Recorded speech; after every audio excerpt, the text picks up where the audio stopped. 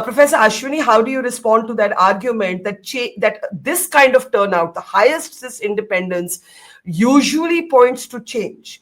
That's what Dilip Cherian was saying, or it points to an overwhelmingly sort of pro-incumbency wave election. How do you see this argument that this kind of voter turnout should, according to the RJD, according to the Jan Swaraj, according to Dilip Cherian, mean change? Barkha, first thing first, that there is no reliable, consistent, analysis in the discipline of political science or sociology, which confirms that a very high turnout always results into change. That's something I need to check. If you look at the Hmm. data, comparative data from Indian elections and also abroad. So what it conveys to us, this historic.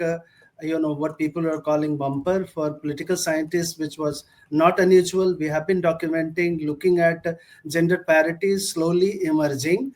Perhaps men did not pay attention to, many scholars and others did not pay attention. Even in 2020, we were together in the channel. Yes, We were talking yes. about, 5% rise over time.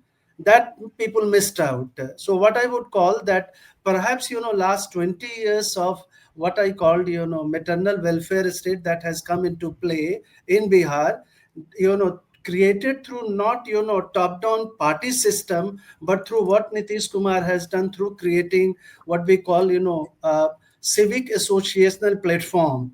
So that is something, the legacy of, what I have mentioned elsewhere in my works in recent weeks about Karpuri Thakur's dream, equity within equity. So there is a Hmm. legacy in Bihar that was happening silently So and you slowly. so you believe that this is being driven by the female voter of Bihar. My Exactly. question my question to you is, अगर 10,000 रुपए की महिला scheme नहीं होती, opposition called that scheme a bribe. By the way, that was their allegation.